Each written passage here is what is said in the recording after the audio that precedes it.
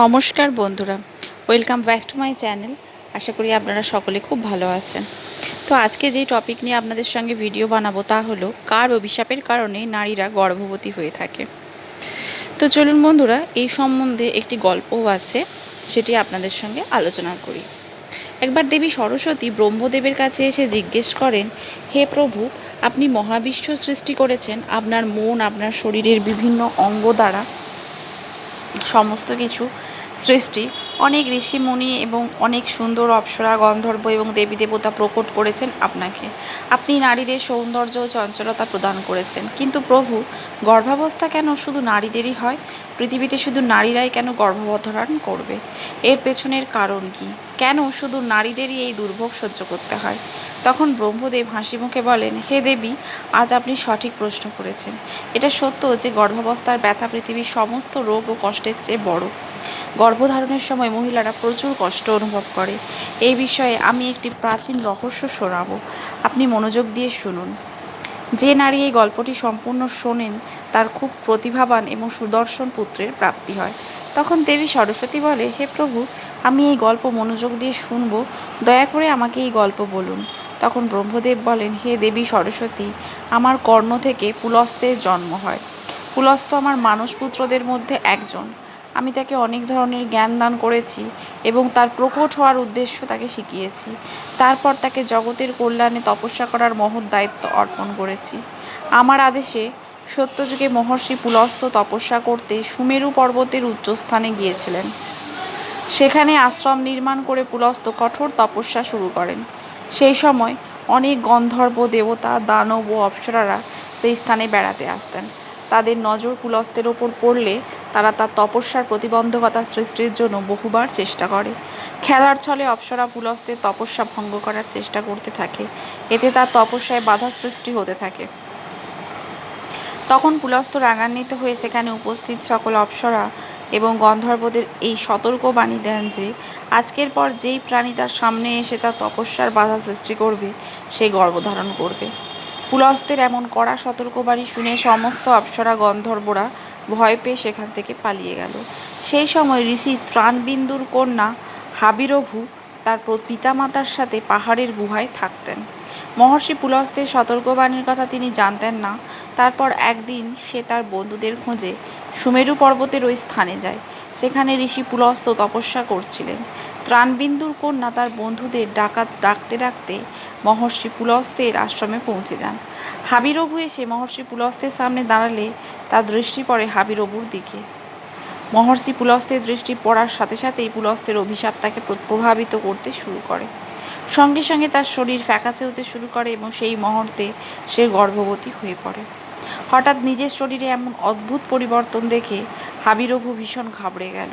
ঠিক তখনই তার বন্ধুরা সেখানে পৌঁছায় এবং হাবিরভু তাদের ঘটনাটি জানায়। এরপর হাবিরভুর বন্ধুরা তাকে তার বাবার কাছে নিয়ে যায়। সেখানে গিয়ে হাবিরভু তার বাবাকে পুরো ঘটনা খুলে বলল। মহর্ষি ত্রাণবিন্দু তার মেয়ের কাছ থেকে এই কথা শুনে খুব দুঃখ পেলেন এবং তিনি ধ্যান করে সব কিছু পর্যবেক্ষণ করলেন। তখন তিনি জানতে পারলেন যে মহর্ষি পুলস্ত্যের দেওয়া অভিশাপে তার মেয়ে গর্ভবতী হয়েছে। সেই কারণেই তিনি অত্যন্ত দুঃখিত হন এবং অবিলম্বেই তার কন্যাকে সঙ্গে নিয়ে সুমেরু পর্বতে চলে যান। সেখানে তিনি মহর্ষি পুলস্ত্যকে দেখে তাকে অভিবাদন জানান এবং ক্ষমা চাইতে শুরু করেন। ঋষি ত্রাণবিন্দু বলতে লাগলেন, হে মহর্ষি, আপনি ভগবান ব্রহ্মার মানসপুত্র, আপনি সারা জগতে বিখ্যাত, আপনি পরম দয়ালু এবং করুণাময়। আজ আমার মেয়ে ভুলবশতই অপরাধ করেছে। আপনার সতর্কবাণী সম্পর্কে সে অজ্ঞাত ছিল। আপনার অভিশাপে আজ আমার মেয়ে গর্ভবতী হয়েছে। সে বিশ্বের প্রথম নারী যিনি গর্ভবতী হয়েছেন। তাই সে মুনিবর, এবার আমার কন্যাকে কে বিয়ে করবে? সে তো কলঙ্কের সম্মুখীন হবে। তাই আমার মেয়েকে আপনার স্ত্রী হিসেবে গ্রহণ করতে অনুরোধ করছি। আমার মেয়ে সমস্ত গুণে নিপুণা, তাই আপনি নির্দ্বিধায় তাকে গ্রহণ করতে পারেন। সেই শুনে মহর্ষি পুলস্ত্য বলেন যে আপনার অভিশাপ গ্রহণ করেছে সে সর্বদাই আপনার সেবা করার জন্য প্রস্তুত থাকবে। মহর্ষি পুলস্ত্য ত্রাণবিন্দু শ্রদ্ধার সাথে মহর্ষি পুলস্ত্যকে অনুরোধ করলেন। তখন মহর্ষি পুলস্ত্য ত্রাণবিন্দুর দেওয়া সম্মান ও প্রশংসায় অত্যন্ত খুশি হলেন এবং হাবিরভুকে দেওয়া অভিশাপে তিনি গভীরভাবে দুঃখিত হলেন। তারপর ঋষি পুলস্ত্য তানবিন্দুকে আশ্বস্ত করে বললেন, হে ঋষি, তোমার প্রশংসায় আমি পরম প্রসন্ন। আমার কারণে আপনার মেয়ে গর্ভবতী হয়েছে, তাই আমি আপনার মেয়েকে আমার স্ত্রী হিসেবে মেনে নিলাম। সেই জন্য আপনি আর চিন্তা করবেন না। এইভাবে মহর্ষি পুলস্ত্য ঋষি ত্রাণবিন্দুর কন্যা হাবিরভুকে তার স্ত্রী হিসেবে গ্রহণ করলেন। তারপর ত্রাণবিন্দুর কন্যা হাবিরভু মহর্ষি পুলস্ত্যের সঙ্গে তার আশ্রমে থাকতে শুরু করেন এবং তিনি দিনরাত সত্যচিত্তে তার সেবা করতে লাগলেন। মহর্ষি পুলস্ত্য হাবিরভুর নিঃস্বার্থ সেবা এবং ভক্তিতে অত্যন্ত খুশি হলেন এবং তাকে বললেন, হে দেবী, তোমার সেবা ও ভক্তিতে আমি পরম খুশি। এই জন্য আমি তোমাকে আমার মতো পুত্রলাভের বর দিচ্ছি।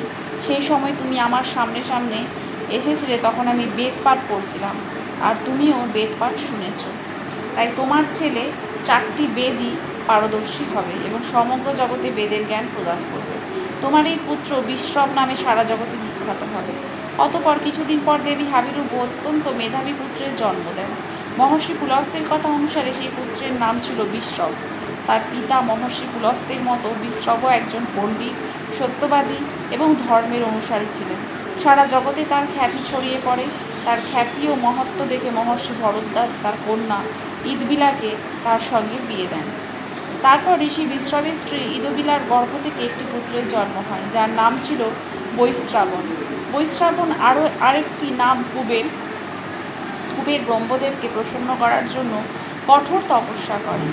অতঃপর কুবেরের তপস্যায় খুশি হয়ে ব্রহ্মদেব তাকে বর দেন এবং তাকে উত্তরের অধিপতি করেন।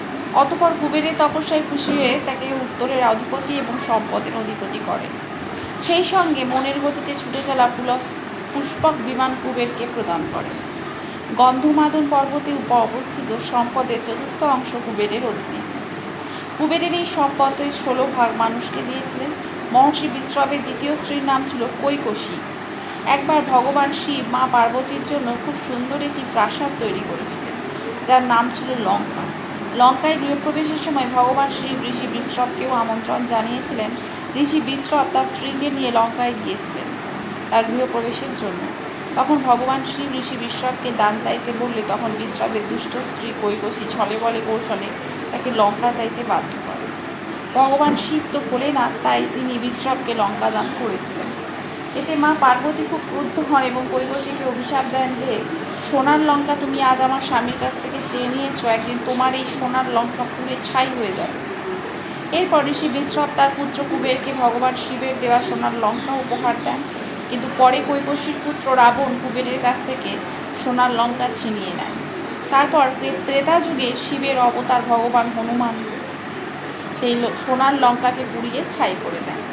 এরপর ব্রহ্মদেব বলতে লাগলেন, হে দেবী সরস্বতী, এইভাবে মহর্ষি পুলস্ত্যের অভিশাপে জগতের নারীরা গর্ভবতী হয়।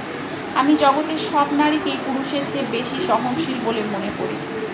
তাদের মধ্যে সব দুঃখ সহ্য করার ক্ষমতা পুরুষের চেয়ে অনেক বেশি।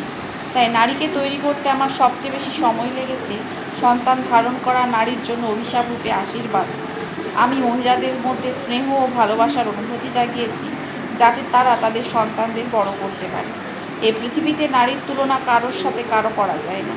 নারী এই পৃথিবীর ভিত্তি, তাই নারীকে জগতের শ্রেষ্ঠ বলা হয়। তো বন্ধুরা, এইভাবেই মহর্ষি পুলস্ত্যের অভিশাপে জগতের নারীরা গর্ভবতী হয়। এই গল্পটি কেমন লাগলো কমেন্ট করে অবশ্যই আমাদের জানান।